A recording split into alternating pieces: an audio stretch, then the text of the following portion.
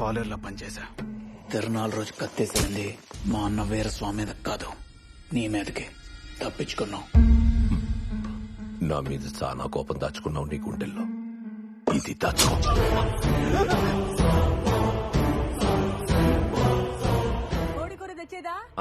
తీసుకొనిరా. ఏంటి చూస్తున్నావు? మనం ఊహించినప్పుడు వచ్చేది సావు, ముహూర్తం పెట్టి చేసుకునేది పెండ్లి.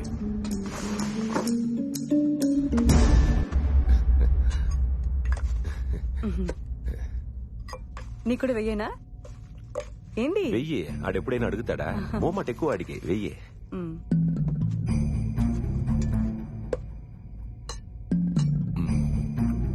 ரொம்ப நல்லா இருக்கு. ఈడింత రాక్షసుడని అలా ఆవిడికి తప్ప ఇంట్లో అందరికి తెలుసు, ఆ ముసలాలతో సహా.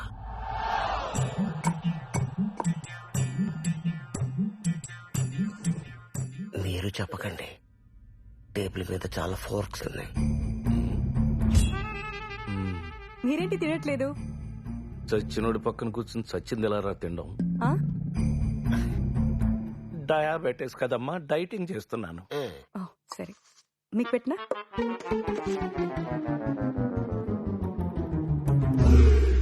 ఇంత ఆకలి పెట్టుకుని అడగవేంది? ముక్కలన్నీ అడిగేసేస్తే మేమేంది తినేదే? నీకు వేస్తా, పోదుమా? ఈ నన్ను కూడా సేవంతో భోజనం ఏంట్రా దరిద్రంగా. ఈ ముక్క నాకు కాదు, అక్కడ చెప్పండి.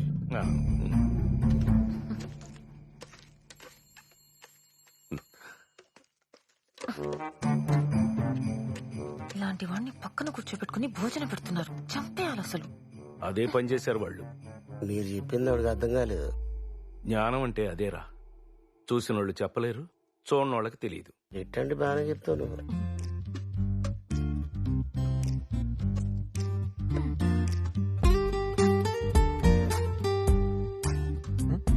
తిను.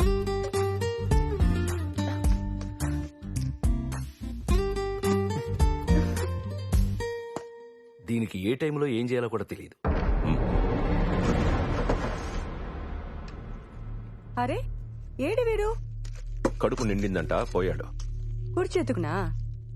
కుర్సీ మీద సాంబార్ పడింది, నువ్వు తిడతావన్న భయంతో కడగడానికి తీసుకుపోయిండాడు. అయ్యో, అంత భయం ఉంటే బాగానే ఉండేది.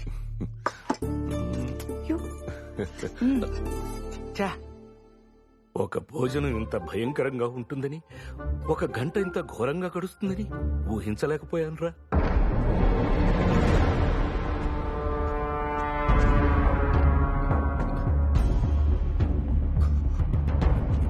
ఏంటి లక్ష్మి? నీళ్ళు బిందే. ఒక్క నిమిషం. నువ్వెందుకు రావడం? నేనే తెచ్చుండేవాడిని కదా. అంత ఈజీగా చంపడం దేనికి, ఇంత కష్టపడి దాచడం దేనికి? ఇదంతా అక్క వద్ద చెప్పేస్తే నన్ను వదిలేస్తుంది. మా పెళ్లి దినాన పగోళ్ళు మీ అయ్య నరికేశారు. పసుపు గుడ్డ నిండా రక్తం. మీ అక్క ఏం చెప్పినాదో తెలుసా? నీ ఇంట్లో ఇవి నీళ్లతో ఉతకాలా, వస్తా అక్కడ రక్తంతో తడపాలా, రాను అందే. అందుకే ఆమె కనపడకుండా నేనే కడుగుతున్నా. డే దాన్ని విడలేను, దీన్ని విడకూడదు.